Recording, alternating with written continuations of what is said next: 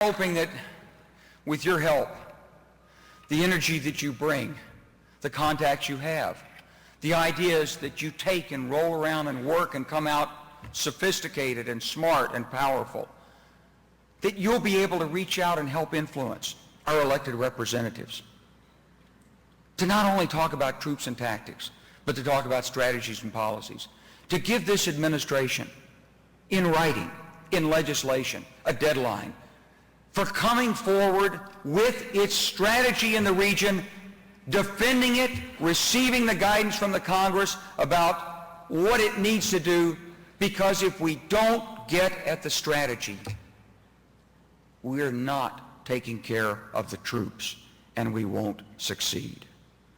I don't think Iraq is, well, I was going to say, I don't think it's a total failure, but it's getting pretty far down the list. It's clearly not going to be a Western-style democracy. It's not going to have the American flag imprinted on one corner of its Constitution. It's not going to invite the United States Congress or the presidency to send a representative to sit in permanent session with the Iraqi Assembly. It's not going to ask to become a member of NATO. It's not even probably going to ask to host U.S. bases. In fact, the majority of Iraqis seem to want us to leave. But what we can hope for still is a state that holds together, that doesn't break apart. And we can hope for a state that tries to work law and order issues within its own territory and doesn't become a breeding ground for future terrorist activities or for exporting violence in the region. And we can hope for a state that in some way will allow the wonderful, industrious, smart, and capable people of Iraq to make their own way forward. And we can hope for a state in which thousands of Iraqis aren't dying every month.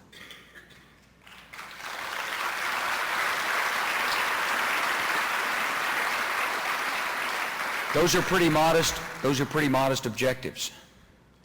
And as we move toward those objectives, if we do it the right way, I think we can protect the larger U.S. interests in the region and we can withdraw our troops.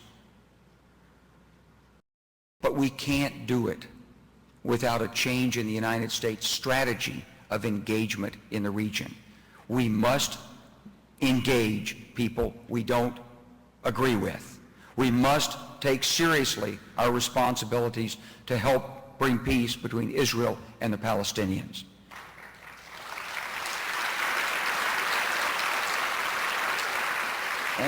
And we must do all this soon, because that war in Iraq is costing something like $100 billion a year.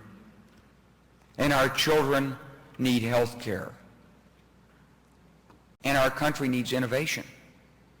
And our roads need repair. And there's a long list of things we need to do for our country and the world that we can't do until we get out of Iraq.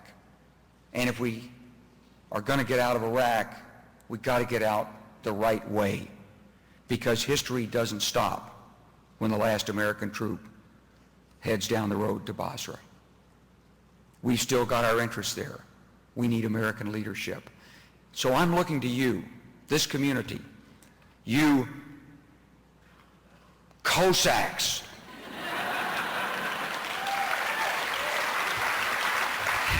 help put the intelligence in U.S. foreign policy. Help put the intelligence in this debate. Help America get its priorities right.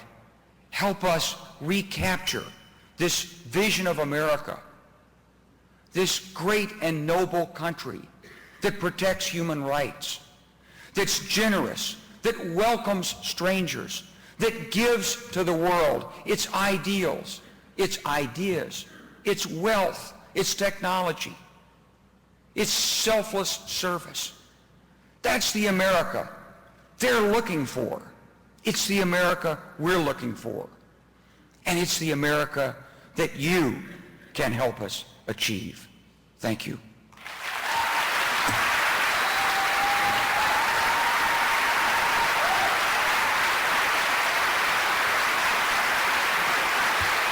Thank you.